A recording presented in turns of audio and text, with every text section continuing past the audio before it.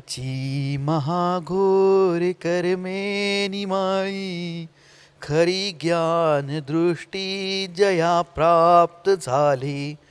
हिताचाच जो मार्ग दावी जनाला, सदा भक्ती भावे नमो त्या जिनाला. सदा भक्ती भावे नमो त्या जिनाला. सदा भक्ती भावे नमो त्या जिनाला. बोलो पंच परमेश्वरी भगवान की, 1008 आदिनाथ भगवान की, अंतिम तीर्थेश भगवान महावीर स्वामी की, आचार्य भगवान गुरुवर श्री विशुद्ध सागर महाराज की जय. बोले मुनि श्री सुप्रभ सागर जी महाराज की जय. बोले मुनि श्री प्रणत सागर जी महाराज की जय. जिन बंधु, समीचीन विकल्पों का सम्यक समाधान, इस कार्यक्रम में मैं आप सभी का स्वागत करता हूं. यूट्यूब चैनल सुप्रभ वाच की प्रस्तुति सम्यक समाधान. यह सम्यक समाधान प्रतिदिन 5:13 पे यूट्यूब चैनल सुप्रभ वाच में प्रसारित होता है. और मुझे बताते हुए अत्यंत हर्ष हो रहा है कि आचार्य भगवान गुरुवर श्री विशुद्ध सागर महाराज का वरद हस्त इस कार्यक्रम को प्राप्त है. और उन्हीं की अनुकंपा एवं उन्हीं की आशीर्वाद से यह कार्यक्रम दिन ब दिन फल फूल रहा है. देश विदेश विभिन्न प्रांतों से लोग श्रावकगण अपने मन में जो समीचीन विकल्प उनके उठ रहे हैं उनका सम्यक समाधान प्राप्त कर रहे हैं. और इस सम्यक समाधान अपन को प्रदान कर रहे हैं मुनि श्री श्रवण सुप्रभ सागर जी महाराज. एवं इस कार्यक्रम का बेहतरीन रूप से संचालन कर रहे हैं मुनि श्री श्रवण प्रणत सागर जी महाराज. यह जो सम्यक समाधान कार्यक्रम है, इसके माध्यम से जो लोगों के मन में जो आशंकाएं हैं, जो मन में जो विकल्प उठ रहे हैं, उसका श्रवण होता है. और वो श्रवण होने से उनके मन में आह्लादित भाव आता है. ये मैं मन से नहीं कह रहा हूँ, ऐसा मेरे पास लोगों के फ़ोन आते हैं एवं उनका व्हाट्सएप के माध्यम से हम तक मैसेज भी आ रहे हैं. और गदगद भाव से उन्होंने अपनी विनयाञ्जलि भी गुरु के प्रति प्रकट करी है. मैं आज सभी आप लोगों का ज़्यादा समय नहीं लेते हुए मुनिद्वय के चरणों में बारंबार नमोस्तु करता हूँ एवं मुनि श्री प्रणत सागर जी महाराज के चरणों में निवेदन करता हूँ कि वह आज के कार्यक्रम का संचालन करके गति प्रदान करें. नमोस्तु नमोस्तु. ओम नमः सिद्धेभ्य. पंच परमेष्टि भगवान की, परम पूज्य आचार्य भगवंत गुरुवर विशुद्ध सागर जी मुनि महाराज की जय. परम पूज्य मुनि श्री सुप्रभ सागर जी महाराज की जय. परम पूज्य मुनि श्री 108 प्रणत सागर जी महाराज की जय. समीचीन विकल्पों का सम्यक समाधान. सम्यक ज्ञान की एक ऐसी अनूठी विधा जिसे परम पूज्य मुनि श्री सुप्रभ सागर जी महाराज ने सम्यक समाधान नाम दिया. देश के विभिन्न अंचलों से अनेकानेक समीचीन विकल्प हमें यहाँ प्रतिदिन प्राप्त हो रहे हैं. और उनका आगमोक्त विधि से हम सभी परम पूज्य आचार्य भगवंत गुरुवर विशुद्ध सागर जी महाराज के मंगल सुभाषित से, उन्हीं के सुयोग्य शिष्य परम पूज्य मुनि श्री सुप्रभ सागर जी महाराज के मुखारविंद से सम्यक समाधान प्राप्त कर रहे हैं. प्रारंभ करते हैं आज का सम्यक समाधान. और आज का पहला विकल्प बड़ा गांव मध्य प्रदेश से आशीष जैन हमारे सामने हैं, जो कि अपना समीचीन विकल्प परम पूज्य मुनि श्री के समक्ष रख रहे हैं. महाराज जी, मेरा विकल्प है, मैंने 2 दिन पहले आपको भैयावत्री में भी ये प्रश्न पूछा था कि जब मैं पुणे में रहता हूँ तो डेली वहाँ पर मैं अभिषेक शांतिधारा पूजन वगैरह में डेली करता हूँ. लेकिन जब भी यहाँ आता हूँ तब वो भाव नहीं होते हैं, तो ऐसा क्यों होता है? कृपया समाधान. नमस्ते. ओम नमः सिद्धम. परम पूज्य आचार्य भगवान गुरुवर विशुद्ध सागर जी महाराज की, परम पूज्य गुरुदेव प्रातः स्मरणीय सुप्रभ सागर जी महाराज की जय. यह बात हमें समझने योग्य है. जो जीव के परिणाम और भाव होते हैं, उन भावों पर और परिणामों पर द्रव्य क्षेत्र, काल और भाव, इन चारों का प्रभाव हुआ करता है। जैसे किसी स्थान पर पहुंचते ही जीव के अपने आप सहजता में शांत परिणाम हो जाते, और किसी स्थान पर, क्षेत्र पर पहुंचने से हमारे अपने आप कसायिक भाव प्रकट हो जाते। कभी कभी कुछ जीवों को प्रभु के चरणों में पहुंचकर अपने आप शांति मिलती है, और किन्हीं जीवों के ऐसा भी घटित होता है कि परमात्मा के सामने पहुंच के ही उनके परिणाम बिगड़ जाते। ये क्षेत्र का, द्रव्य का, काल का और भावों का प्रभाव हमारे परिणाम और परिणति पर होता रहता है। जैसे आप स्वयं अनुभव करना, जो परिणाम शाम के या रात के समय में होते हैं वैसे परिणाम सुबह उठकर नहीं होते, या सुबह उठकर जितने अच्छे परिणाम हमारे होते हैं उतने अच्छे परिणाम रात होते होते तक नहीं रह पाते। ये काल का प्रभाव है। परमात्मा के गुरु के पास पहुंचकर परिणामों में अंतर आना, ये द्रव्य का प्रभाव है। पूना में कुछ परिणाम हैं, बड़ा गांव में कुछ परिणाम हैं। ये क्षेत्र के परिणामों का या क्षेत्र का प्रभाव हमारे परिणामों पर है। जैसे कि आपने अभिषेक पूजा के निमित्त से विकल्प पूछा है, वहाँ पर हो सकता है उस क्षेत्र की पुण्य वर्गणाएँ हमें इतनी प्रभावित करती है कि सहजता में ही हमारे परिणाम वहाँ पर पूजा अभिषेक आदि करने के होते हैं, और यहाँ कुछ ऐसा हमारा पूर्व कर्म का नियोग होगा जिस पूर्व कर्म के नियोग से हम अपने मातृभूमि में भी आकर पूजा आदि क्रियाओं से विमुख हो जाते हैं। पर इसका अर्थ आशीष भाई ये नहीं है कि हम उन द्रव्य क्षेत्र काल को प्रभावित हम पे होने दें। कभी पुरुषार्थ करके हम अपने भावों से उन द्रव्य क्षेत्र काल को भी प्रभावित कर सकते हैं, अगर हमने भीतर से निर्णय किया है कि नहीं, हमें जो हम क्रिया बाहर रह के करते हैं घर में आके तो हमें करनी ही होती। एक और भी बात इसके साथ जुड़ी हुई है कि घर में आने पर व्यक्ति को प्रमाद अधिक सताता है। वहाँ हमें अपने स्वयं के जिम्मेदारी का बोध है, क्योंकि मैं ही करूँगा, मैं ही कमाऊँगा।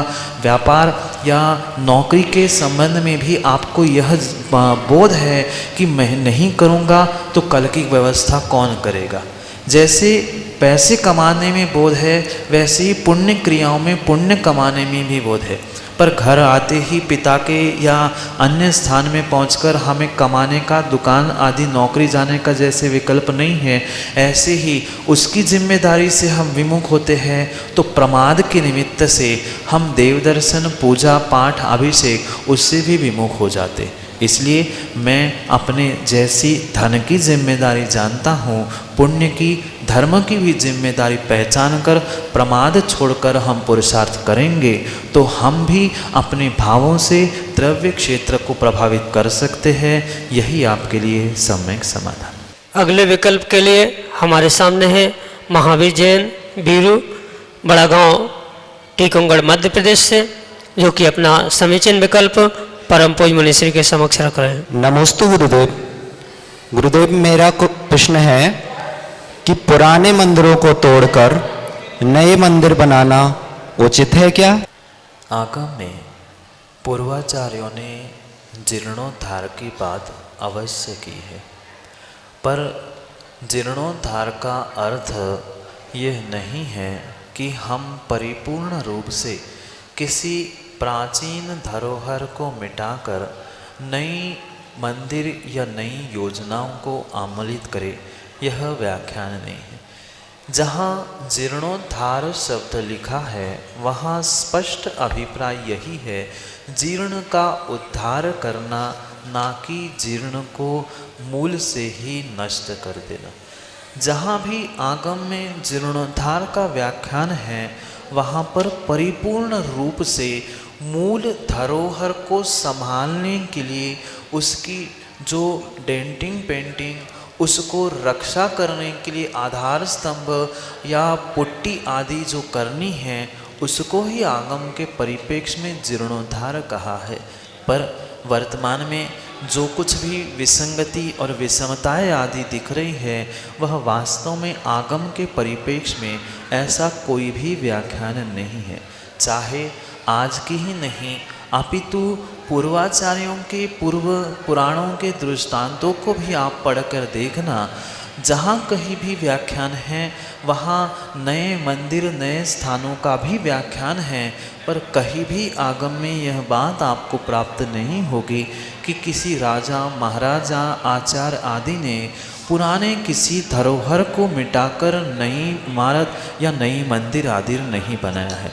जहाँ भी नए स्थान बनाने की व्याख्या है वह परिपूर्ण रूप से अपने नए स्थान पर नए मंदिर आयतन आदि की योजनाओं की बात लिखी है। पर जैसे यह आपका विकल्प है ऐसा आगम के परिप्रेक्ष्य में कोई भी व्याख्यान प्राप्त नहीं होता जहाँ पुरानी धरोहर को नष्ट करके नई धरोहर बनाने की व्याख्या आगम के परिप्रेक्ष्य में जीर्णोद्धार की नहीं है।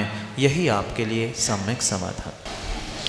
अगले विकल्प के लिए हमारे सामने है वैद्य लालचंद जैन, जो कि अपना समीचीन विकल्प परम पूज मुनिश्री के समक्ष रख रहे हैं। नमोस्तु महाराज, हमारा विकल्प है महाराज जी, अब सुबह से अभिषेक करते हैं, उसी प्रतिमा का शांति अभिषेक कर देते हैं, उसके बाद अभिषेक होना चाहिए या नहीं होना चाहिए? नमोस्तु में आगम में अभिषेक पूजा शांति धारा इसके निमित्त से आचार्य भगवंतों ने एक ही बात लिखी है कि ये सब कुछ हमारी मन की शांति के लिए विशुद्धि के लिए करना आवश्यक है। अगर इन क्रियाओं को ही लेकर हम अपने परिणामों में मन में अशांति ला रहे हैं तो वह हमारी क्रिया दोहराना किंचित भी कार्यकारी नहीं, क्योंकि अनेक अभिषेक पाठ है, अनेक शांति धारा और अनेक प्रकार की विधियों को आगम में आचार्य भगवंतों ने उद्घाटित किया। और कई आचार्यों की अपेक्षा से शांति धारा के उपरांत भी पूर्ण कलश, सुगंधित कलश आदि की व्याख्या कई अभिषेक पाठों में मिलती है।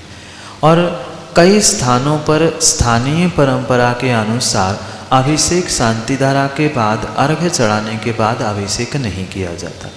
पर हमारा तो यही कहना है ये प्रत्येक क्रिया हमारी मन की शांति के लिए है और इन क्रियाओं में हमें अपनी मन की शांति प्राप्त करने का ही पुरुषार्थ करना चाहिए। शांति धारा के पीछे या अभिषेक के पीछे हम मन की अशुद्धि और अशांति कर रहे हैं तो हमारी क्रिया कोई भी मायने नहीं रखती। हाँ, पर जैसी हमारी क्षेत्र की, स्थान की और समाज की परंपरा है उन परंपराओं का भी निर्वाह करना परम आवश्यक है।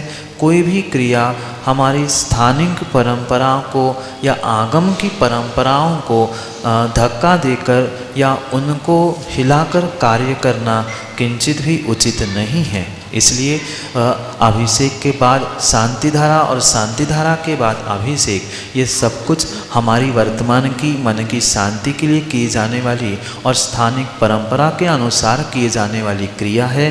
क्रियाओं के साथ भावों की विशुद्धि मुख्य है, पर अगर विषमता, परिस्थिति, इन सभी बातों को समझकर उसका निर्णय करना हमारे लिए आवश्यक है। पर ये भी बात हमें समझनी है, पहले आत्मा की और परिणामों की विशुद्धि आवश्यक है। क्रिया कौन है? शांति और विशुद्धि मुख्य है। क्रियाओं के पीछे हम अशांति और विशुद्धि का रास ना करें, यही आपके लिए सम्यक समाधान है। अगले विकल्प के लिए श्रीमती निधि जैन हमारे सामने है, जो कि बड़ा गांव मध्य प्रदेश से हैं।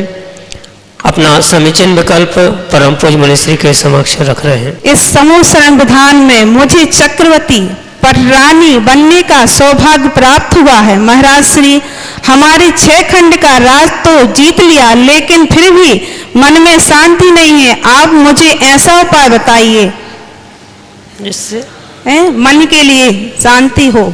बहुत अच्छी बात है कि पूर्व पुण्य के उदय से आपने इस समोचरण विधान में चक्रवर्ती और पटरानी का पद प्राप्त किया। यह हमारे पुण्य का सौभाग्य का बहुत बड़ा उदय है कि हमें ऐसे उच्चतम पद को प्राप्त करके समोचरण में बैठकर साक्षात भगवान की पूजा आराधना करने का मार्ग मिला। पर यह भी परम सत्य है कि 6 खंडों को जीतने से या समोचरण में बैठकर भगवान की मात्र आराधना करने से शांति नहीं मिल सकती। जीव को, व्यक्ति को शांति की प्राप्ति तभी हो सकती है जब उसके भीतर वह संतोष गुण आ जाए। जब तक संतोष यानी जितना मिला है उतने में खुश रहने की परिणति नहीं आएगी, तब तक शांति नहीं मिल सकती। 6 खंड क्या, पूरे पृथ्वी को क्या, पूरे 2.5 द्वीप को भी जीतने पर शांति नहीं हो सकती अगर भीतर स्वयं के परिणामों में कहीं भी संतोष गुण नहीं है।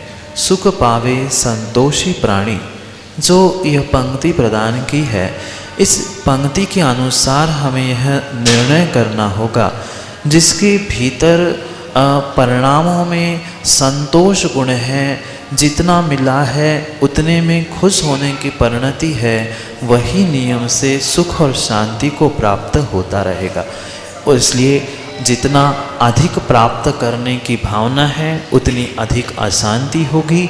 जितना मिला पिछले पुण्य के उदय से ही मिला और आगे भी पुण्य के उदय से ही हमें मिलता रहेगा। ये निर्णय अगर आज आप कर लोगे तो नियम से आपको शांति अवश्य ही मिलेगी। यही आपके लिए सम्यक समाधान। अगला विकल्प ललितपुर उत्तर प्रदेश से Vijay Kumar Jain, retired central bank manager, परम पूज्य मुनिश्री के चरणों में बारंबार नमोस्तु निवेदित करते हुए अपना समीचीन विकल्प रख रहे हैं कि महाराज जी, अन्य धर्मावलंबी अपने अपने धर्म व देव पर इतनी श्रद्धा व विश्वास रखते हैं कि संकट आने पर मर मिटने को भी तत्पर रहते हैं। प्रायः ऐसा देखा भी जाता है कि उनका वह संकट दूर हो जाता है, जबकि जैन धर्म में ऐसा कोई चमत्कार नहीं होता। यद्यपि यह व्यक्ति की ही अज्ञानता है, तथापि समस्याओं से ग्रसित व्यक्ति अज्ञानतावश कुदेव, कुगुरु आदि को पूजने लगता है।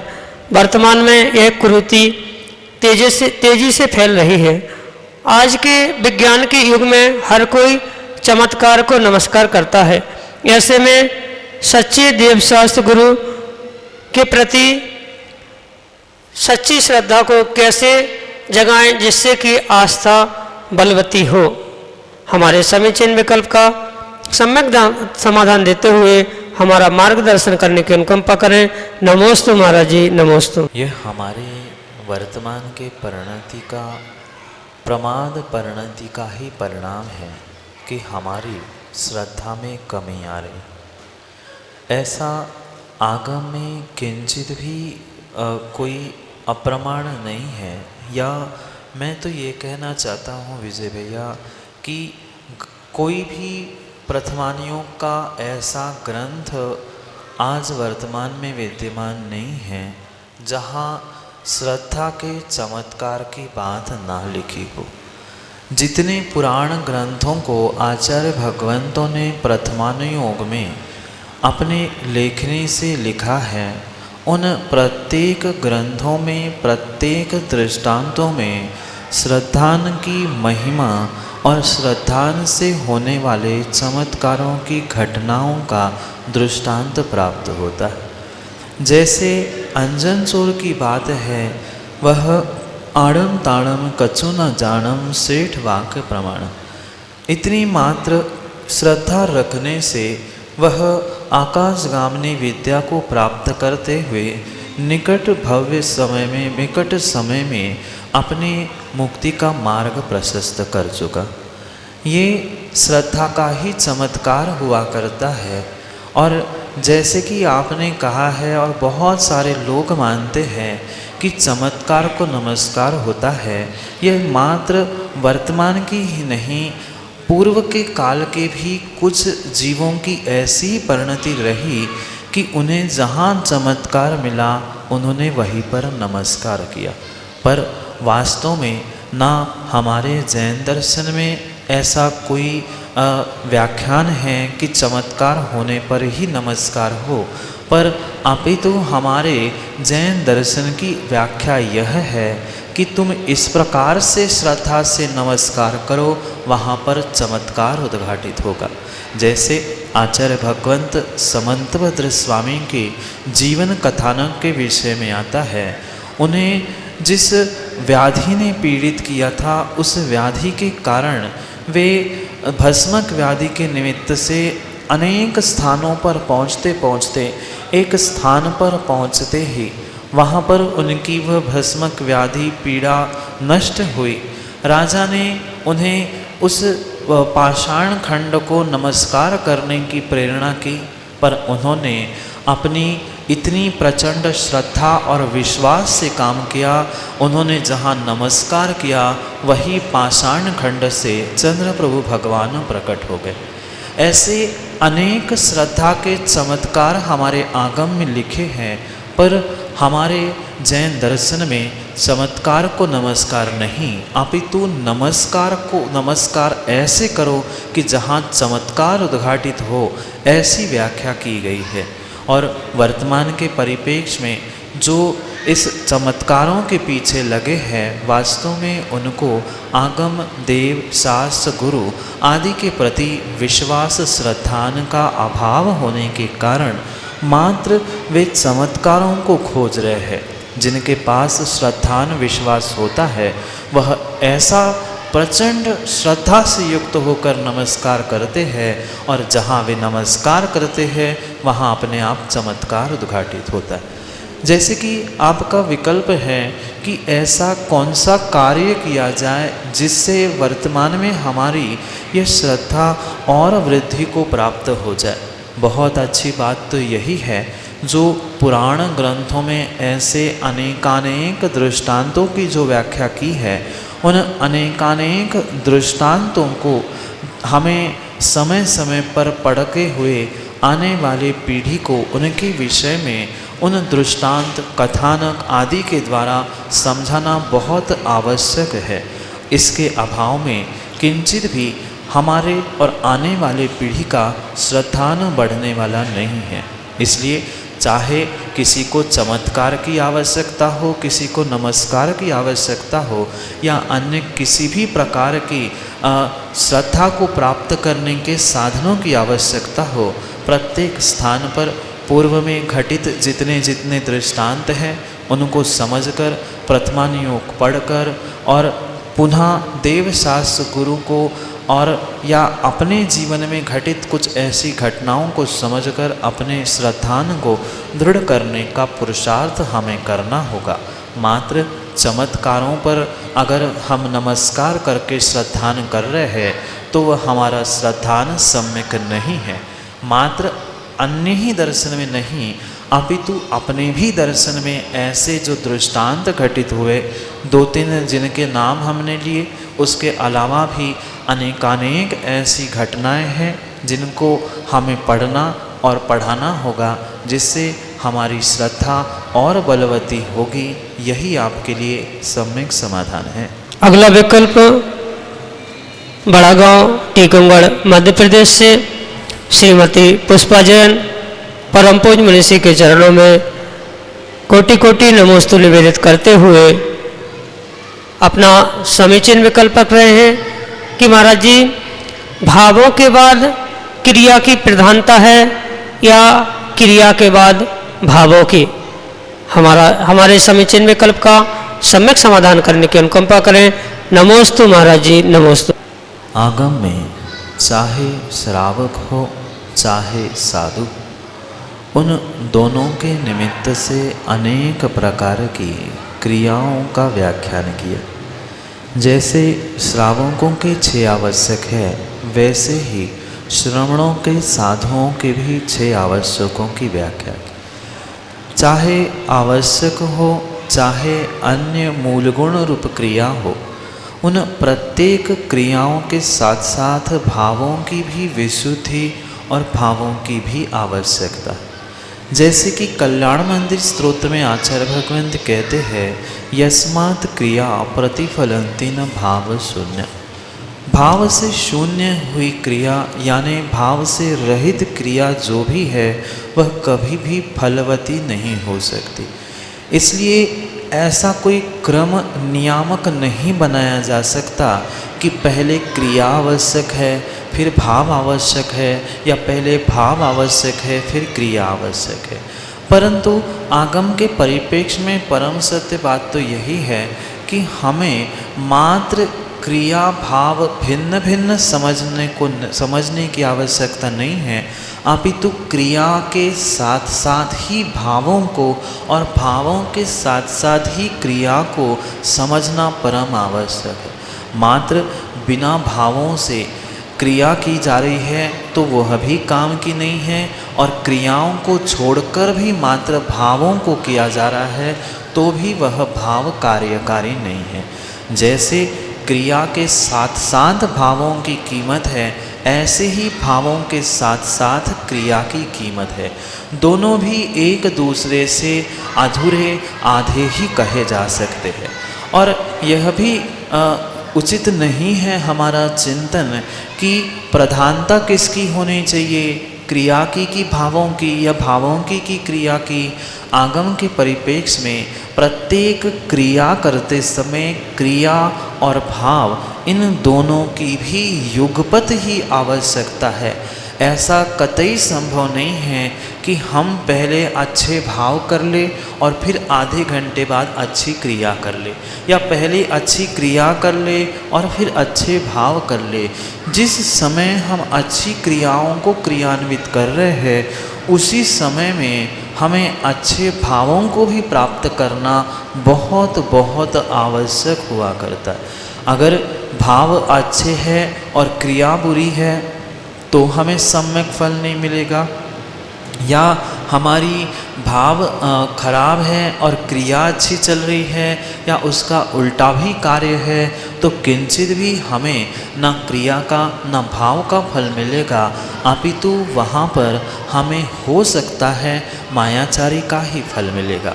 इसलिए सर्वथा न क्रिया श्रेष्ठ है न भाव श्रेष्ठ है, अपितु क्रिया और भाव इन दोनों को एक साथ ही अच्छा और एक समान बनाने की आवश्यकता है। तभी हमें उस क्रिया का और उस अच्छे भावों का फल प्राप्त हो सकता है, अन्यथा उन दोनों का भी सम्यक फल हमें प्राप्त होना संभव नहीं है।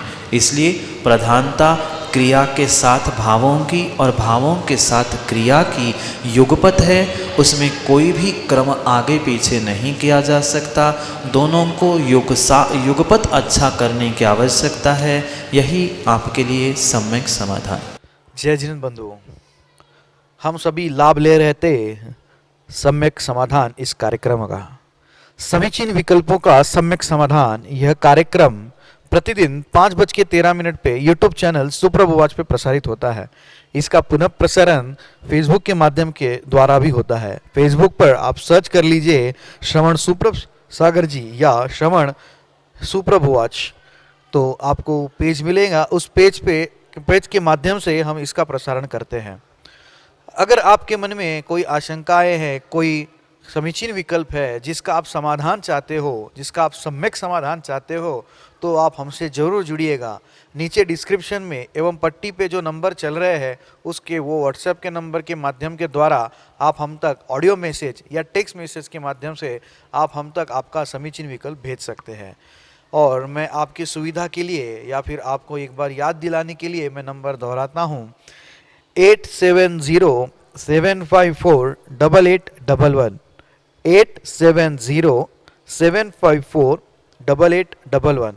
एक अन्य नंबर भी है 7415306441, इस नंबर के द्वारा आप अपना समीचीन विकल्प हम तक भेज सकते हो। अगर आप जीमेल के उपभोक्ता हो, जीमेल पे या फिर आप ईमेल के माध्यम से अगर आप हम तक कोई अपना समीचीन विकल्प भेजना चाहते हो तो हम जीमेल पे भी उपलब्ध है, और जीमेल पे हमारा आईडी है samyak.samadhan@gmail.com।